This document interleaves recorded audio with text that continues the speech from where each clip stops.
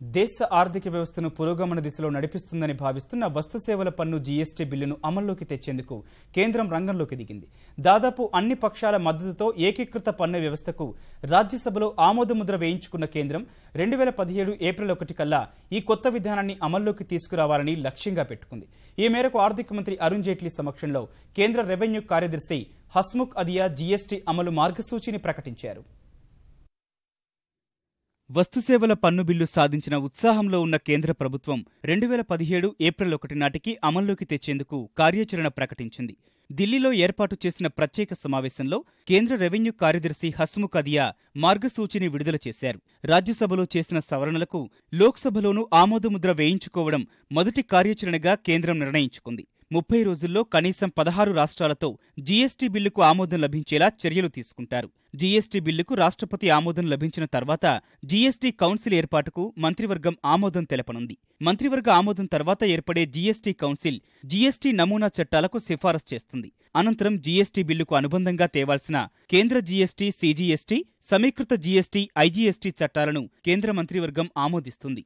ఇదే సమయంలో అన్ని రాష్ట్రాలు తమ శాసనసభల్లో రాష్ట్ర జీఎస్టీ, ఎస్జీఎస్టీని ఆమోదిస్తాయి. సీజీఎస్టీ, ఐజీఎస్టీ బిల్లులను వచ్చే పార్లమెంటు శీతాకాల సమావేశాల్లో ఆమోదం కోసం ప్రవేశపెట్టనున్నారు.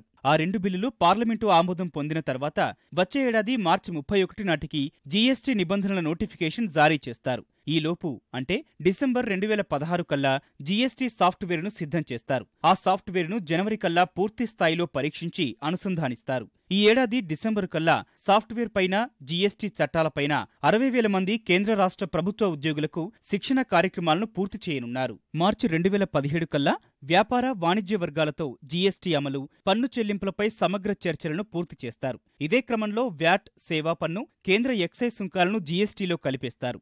జీఎస్టీ బిల్లును రాజ్యసభ ఆమోదించడంతో పెద్ద ముందడుగు పడిందన్న కేంద్ర ఆర్థిక మంత్రి అరుణ్ జైట్లీ అన్నాడీఎంకే మినహా అన్ని పక్షాల మద్దతు సాధించగలిగామని తెలిపారు. జీఎస్టీ రేటుపై రాష్ట్రాలతో మాట్లాడి నిర్ణయం తీసుకుంటామని వెల్లడించారు. ఈ విషయంలో కేంద్ర రాష్ట్ర ప్రభుత్వాల ఆదాయానికి లోటు రాకుండా, సామాన్యులకు ఇబ్బంది కలగకుండా సమతుల్యత పాటిస్తామని జైట్లీ వెల్లడించారు. Once the GST is rolled out, doing business in India would be easier. It would help a very large body of traders, business people, also the citizens. अगर हम लंबे अर्जे में देखें, टैक्स रेट नीचे आएगा और अगर टैक्स रेट नीचे आता है तो स्वाभाविक है कि बहुत चीजें और वस्तुएं ऐसी होंगी जिसकी दाम कम हो सकते हैं.